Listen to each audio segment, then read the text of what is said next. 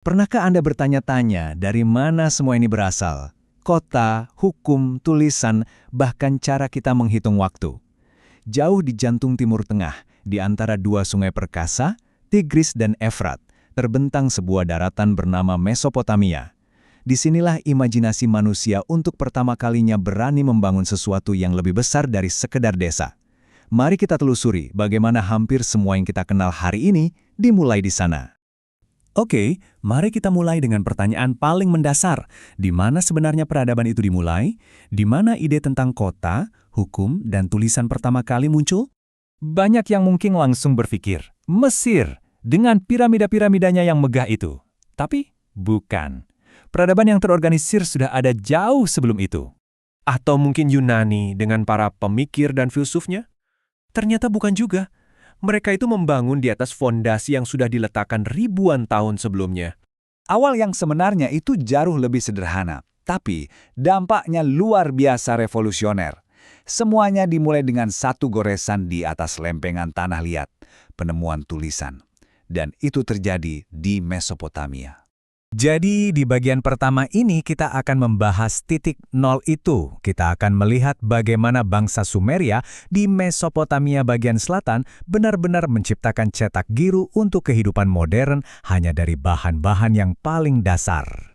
Nah, yang sangat menarik dari sini adalah Sumeria itu bukan sebuah negara tunggal. Bayangkan saja sekumpulan kota yang saling bersaing, seperti Uruk, Ur, dan Kish. Masing-masing punya rajanya sendiri, dewanya sendiri. Tapi mereka semua berbagi satu budaya inovasi yang luar biasa, saling mendorong satu sama lain untuk menjadi lebih maju. Dan, coba lihat daftar ini. Ini bukan sekedar penemuan biasa. Ini tuh seperti sistem operasi untuk peradaban kita. Kota pertama, roda, tulisan dalam bentuk cuneiform, itu loh tulisan paku di atas tanah liat, hukum tertulis, bahkan cara kita mengukur waktu dan lingkaran itu datangnya langsung dari mereka. Mereka tidak hanya membangun gedung, mereka membangun ide-ide yang kita gunakan setiap hari. Tentu saja, kota-kota yang saling bersaing ini tidak bisa damai selamanya, kan? Nah, langkah evolusi berikutnya dalam organisasi manusia adalah ide radikal untuk menyatukan semuanya di bawah satu penguasa. Disinilah konsep kekaisaran lahir. Di sini, kita bertemu dua tokoh raksasa. Pertama, ada Sargon dari Akkad. Dia ini seorang visioner militer yang menciptakan tentara profesional pertama di dunia dan menyatukan Mesopotamia dengan kekuatan pedang. Beberapa abad kemudian, datanglah Hammurabi dari Babilonia. Dia menyatukan kembali wilayah itu bukan hanya dengan kekuatan, tetapi dengan sebuah ide yang jauh lebih kuat, hukum yang berlaku untuk semua orang. Dan kutipan ini dengan jelas menggambarkan prinsip di balik hukumnya. Mata ganti mata. Mungkin terdengar keras bagi kita sekarang ya, tapi coba bayangkan betapa revolusionernya ini pada zamannya.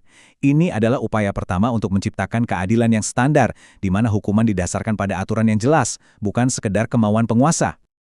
Setelah era Babilonia, model kekaisaran ini berevolusi menjadi sesuatu yang jauh lebih brutal dan efisien. Mari kita lihat kebangkitan negara adidaya militer pertama di dunia, Kekaisaran Neo-Assyria yang sangat ditakuti. Bangsa Assyria ini adalah ahli perang total. Strategi mereka bukan hanya soal pertempuran. Mereka mulai dengan perang psikologis, menyebarkan cerita tentang kekejaman mereka agar musuh menyerah bahkan sebelum bertarung. Kalau gagal, para insinyur mereka siap meruntuhkan tembok kota manapun.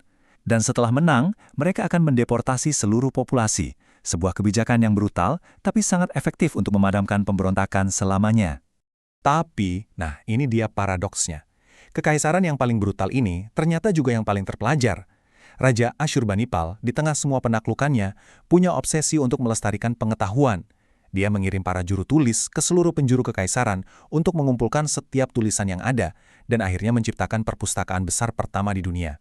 Tanpa dia, banyak karya sastra Mesopotamia, termasuk epos Gilgamesh, mungkin akan hilang selamanya.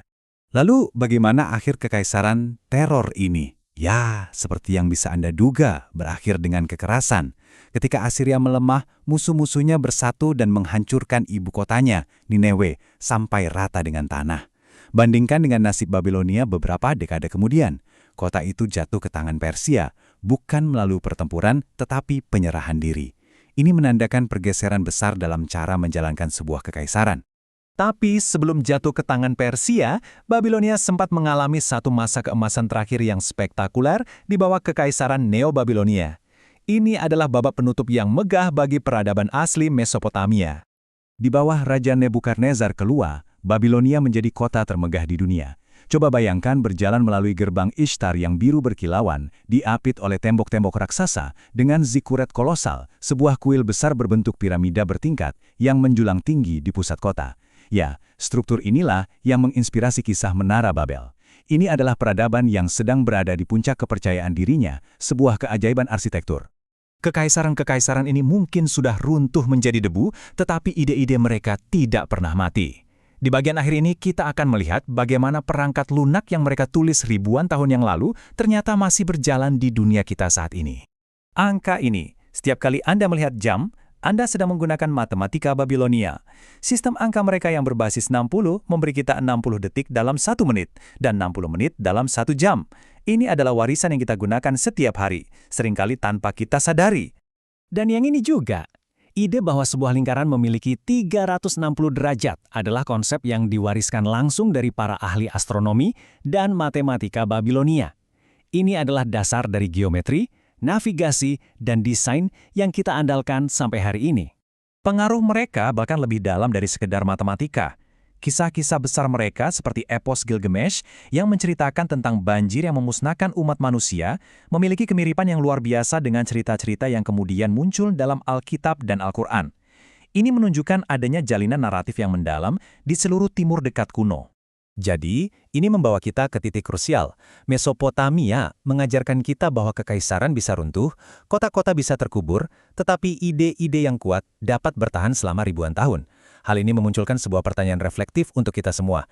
Di tengah semua yang kita bangun hari ini, ide fundamental apa yang sedang kita wariskan untuk peradaban masa depan?